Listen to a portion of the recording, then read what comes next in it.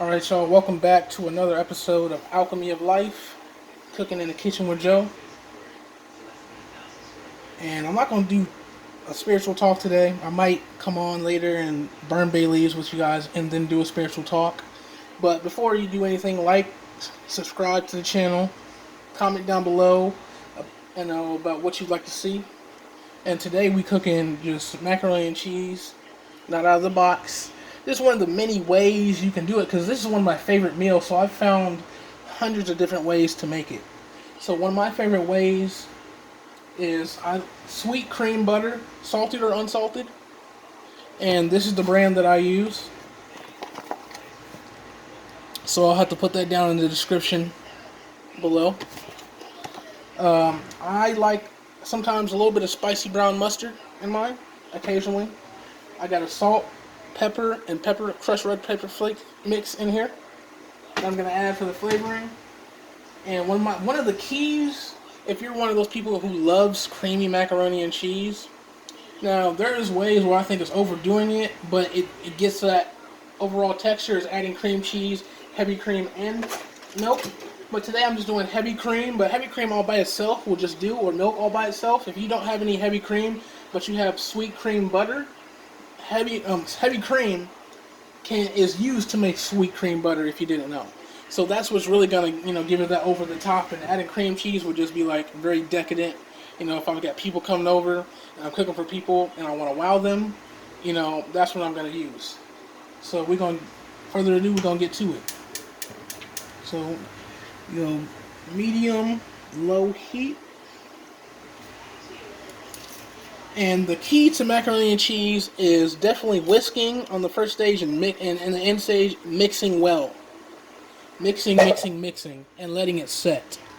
Letting it set for about 5 to 10 minutes, and then you eat it would make all the difference with just almost any meal.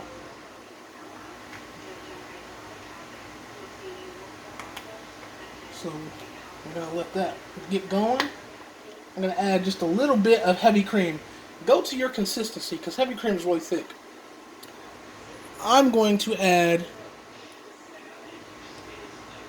just a little bit. I'm going to add more milk than anything, but I'm going to add about a 1/4 cup of heavy cream. And do the same here. I believe the key to getting that really creamy texture, now we're going to start mixing, is to have a little. You don't need much milk unless you're making a big batch. But you have to have more cheese than anything, because then you can always add milk in and give it that creamy texture. So you'll know, because generally when you throw your cheese in or add it in, however you do, it should take over the sauce that you've already had, the white sauce, just the milk and the butter. It should have more room than the sauce has. Instead of me putting the cheese in there and the sauce and the cheese sinking into the sauce, that means you're gonna probably have to add some flour or do some mixing. It'll just curd and add those little dots that you get. So then when I got it all mixed together, when the butter is fully melted, I'm gonna go ahead and add my little seasoning blend.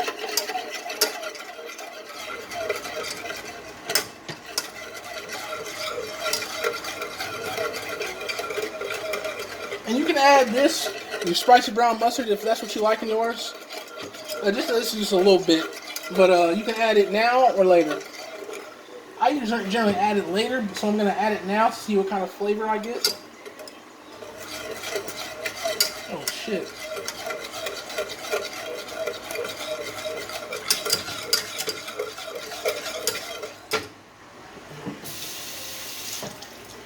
See what kind of flavor that I get.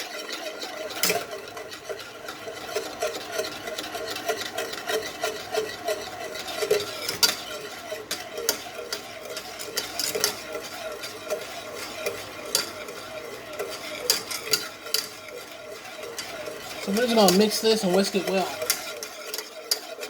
Remember, you got the heavy cream, the milk, and you have the sweet cream butter. Now, I'm going to have to do a video about how to make sweet cream butter one day to show you, like when you're making dishes like this or cheese sauce or anything, and you like that creamy texture, that sweet cream butter works better than just regular butter. Regular butter will work, but sweet cream works better is because it's made from either whole milk or heavy cream or the mixture of the two. I like to mix the two. And what you do, it takes about 5 minutes. It doesn't take like 1,000 hours churning it. You put it in the blender, or you get a stand mixer, and you mix the heavy cream or the milk until it's coming to almost the whipped cream. Like the first stage is what they call whipped cream. Whipped cream is when you're whipping heavy whipping cream. It'll get that whipped cream consistency, and then you can throw sugar in there, and then you have yourself whipped cream. But if you choose to go further, you will start to see it'll start to ball up and start to actually cream, and then you add to that ball some water in there, let it mix a little bit, and then you squeeze out that water. That water now becomes buttermilk. So now you have a 2-for-1. You have buttermilk and you have butter. So I'll have to do a video like that.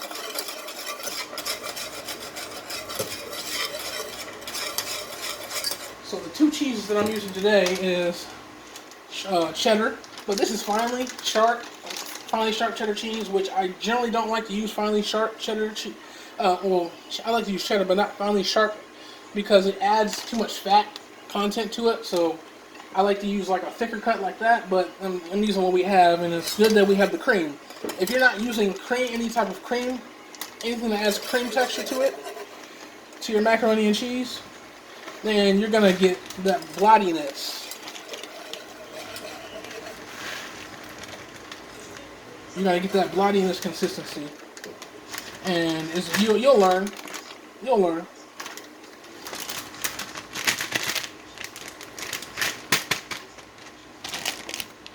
And then you're just gonna want to mix this in.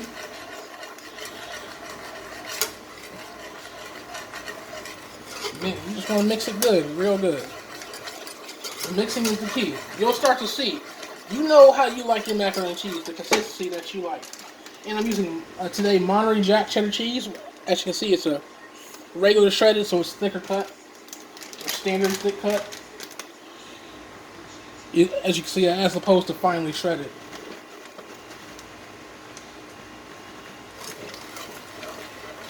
And then sometimes I'll add just a tidbit more milk.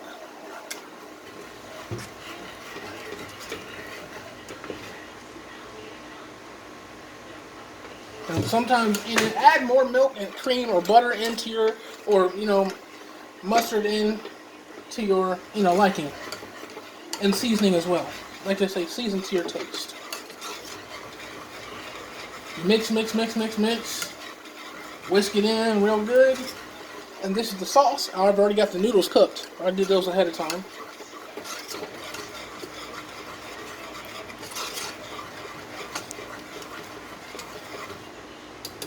Alrighty. And if you're using Parmesan cheese too, one pro tip, add that last, and add that, and you're going to want to take the heat off when you add it. And if you're making Alfredo as well, I do the same method, except I'm using Parmesan of some sort.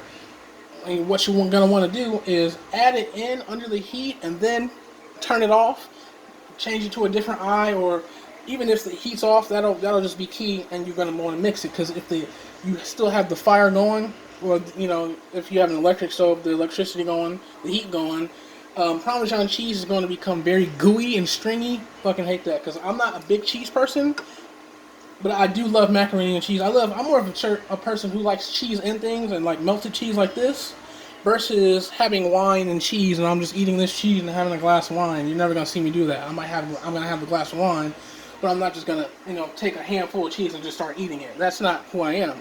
I like it on things and melted primarily. It's a little bit about me. Kind of weird, but, whatever. So when it gets gooey, when Parmesan cheese gets gooey like that, oh my, it just curdles my stomach. It just makes me so mad. And I know that because I've made enough cheese sauce in my life and messed up a bunch, to know. So, okay, that doesn't work.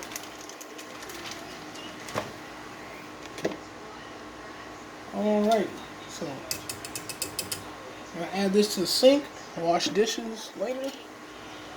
And I'm making some, I like to have macaroni and cheese for lunch. You know, so I have a couple days where I eat off this for a couple days. And I'll be good. You know, add some things to it. You know, maybe some garlic toast or something. You know, whatever.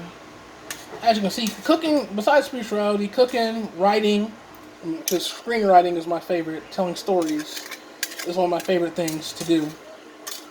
And how I got on the path of screenwriting and acting is, you know, when I was a kid, the old folks used to always say, boy, why are you always telling stories? You know, I used to lie a lot when I was a kid, but, you know, the old folks used to say, why are you telling stories? Well, it just makes so much sense, and now I tell stories, and I'm going to be getting paid off of them. I'm going to be writing movies, you know. I want to get my first Netflix deal. Things of that nature.